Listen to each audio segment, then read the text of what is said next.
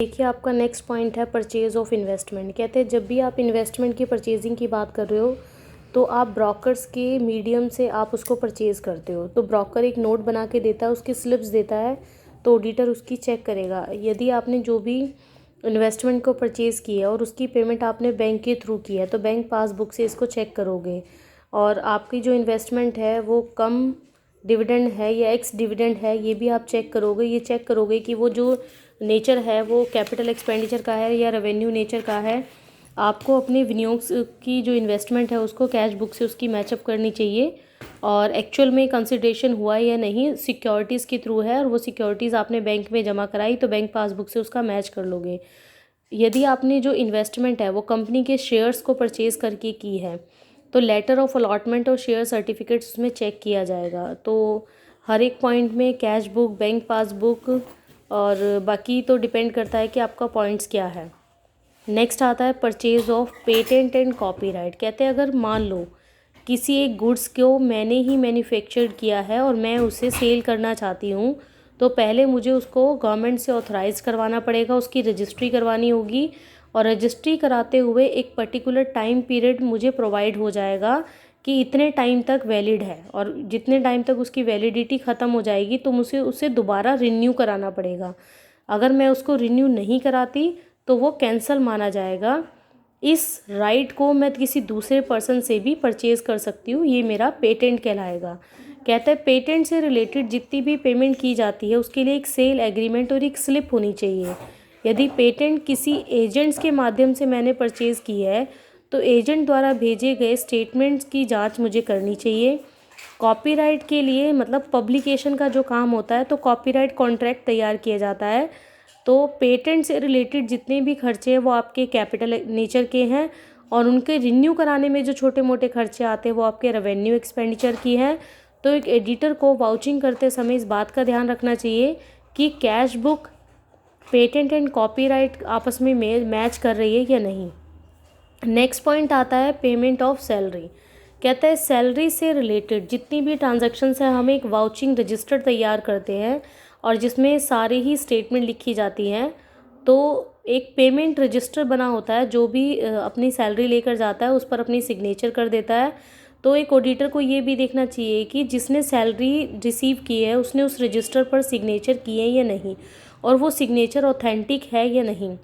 फिर हमें ये देखना है उस रजिस्टर्स के थ्रू कि कौन से ऐसे एम्प्लॉयज़ हैं जिनको एनुअल इंक्रीमेंट दिया जाएगा या फिर एक्स्ट्रा रिवॉर्ड्स दिए जाने हैं, या फिर हमें उसके सैलरी में से कुछ डिडक्शंस देनी है, लाइक पीएफ कटना है, इंश्योरेंस कटना है, रेंट है, या किसी भी तरह का और चीज़ें हैं जो डिडक्ट होनी है।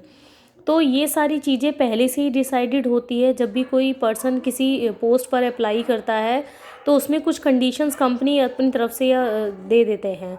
तो उनके अपॉइंटमेंट लेटर में सारी चीज़ें लिखी होती है, भाई कितना पीएफ कटेगा, कितना इंश्योरेंस होगा, ये अपॉइंटमेंट लेटर में ही डिसाइडेड हो जाता है। तो एक कॉन्ट्रैक्टी को इट मीन्स एक ऑडिटर को ये देखना चाहिए उनकी सर्विस एग्रीमेंट क्या था, उनकी मिनट्स बुक क्या शो कर रही थी। उस मिनट्स बुक के अकॉर्डिंग ही हमें जितनी भी वाउचिंग स्लिप्स हैं उसको चेक करना चाहिए। नेक्स्ट आपका पॉइंट है पेमेंट्स ऑफ वेजेस का। Next point payment of wages का था। कहते हैं कि मजदूरी का प्रमाणन यह ज्ञात करने हेतु किया जाता है कि मजदूरी का भुगतान एक्चुअल में हुआ है या नहीं, ऑथराइज्ड है या नहीं। तो वेजेस की पेमेंट करते हुए फ्रॉड्स होने के चांसेस बहुत ज़्यादा रहते हैं। ऑडिटर को हमें वेज शीट देखकर ये देखना चाहिए कि इंटरनल चेकिंग सिस्टम सही तरह से चल रहा है या नहीं। अगर वो इंटरनल चेकिंग सिस्टम करते हुए ऑडिटर सेटिस्फाइड नहीं है तो ऑडिटर को इसकी डीपली एनालाइज करना चाहिए। अगर कुछ सुजेशंस देने की ज़रूरत है तो वो अपने जो नियोक्ता है उसको बता सकता है। तो वेजेस की पेमेंट करते हुए कौन कौन से ऐसे वाउचिंग स्लिप्स है जिसकी हेल्पफुल रहेगी, जैसे नंबर 1 कहता है पेमेंट ऑफ वेजेस करते हुए वेज शीट के टोटल और कैलकुलेशन की जांच करनी चाहिए। उसके बाद वो ये कहता है कि मजदूरी तालिका उन व्यक्तियों द्वारा तैयार की जानी चाहिए जिनका मजदूरी के बांटने से कोई रिलेशन नहीं है। नेक्स्ट पॉइंट कहता है कि हमें टाइम कार्ड तैयार करना चाहिए ताकि हम कैश बुक से इसका मिलान कर चुके। फिर नेक्स्ट कहता है कि हमें वेज शीट, वेज शीट बनाते समय सभी एम्प्लॉयज़ के सिग्नेचर होने चाहिए। हमें उनका जॉब कार्ड तैयार करना चाहिए और फॉरमैन के रजिस्टर से उसकी जांच करनी चाहिए। और उनकी प्रेजेंट और एब्सेंट का पता तभी लग सकेगा जब हम गेट कीपर और टाइम कीपर के रिकॉर्ड्स को चेक करेंगे। और कुछ एम्प्लॉयज़ ऐसे होते हैं जिन्हें अकॉर्डिंग टू वर्क पेमेंट की जाती है, उनके काम की जांच करनी चाहिए। और पेमेंट्स ऑफ वेजेस करते हुए कुछ डिडक्शंस दी जाती है, जैसे इनकम टैक्स है या एम्प्लॉयज़ स्टेट फंड है, प्रोविडेंट फंड है, या एम्प्लॉयज़ है लाइफ इंश्योरेंस है। तो इन सभी कार्ड्स पर हम मेंशन कर देते हैं। हर एक एम्प्लॉयज़ के कार्ड नंबर वाइज उनको बुलाना चाहिए, एक्चुअल में चेक करना चाहिए कि ऐसा कुछ डिडक्शंस देने की बात जब उन्हें रखा गया था फैक्ट्री के अंदर तो ये बात हुई थी या नहीं। नेक्स्ट कहता है कि वर्कर्स को जो बोनस या एक्स्ट्रा रेमुनरेशन दिया जा रहा है वो ऑथराइज्ड है या नहीं। ऑडिटर को इन सभी रूल्स की जांच करनी चाहिए। कहता है कि मजदूरी भुगतान के संबंध में ऑडिटर को ये भी देखना चाहिए कि टोटल वेज बिल के लिए एक ही चेक से पेमेंट जो है बैंक से निकलनी चाहिए।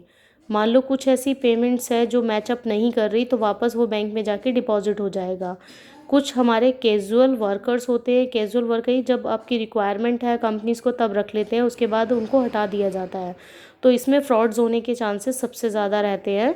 तो आप एक वेज शीट, चेक्स, उनकी एब्सेंस और present gate keeper time keeper से चेक करोगे और पासबुक और बैंक पासबुक से उसका वेरिफिकेशन कर लोगे।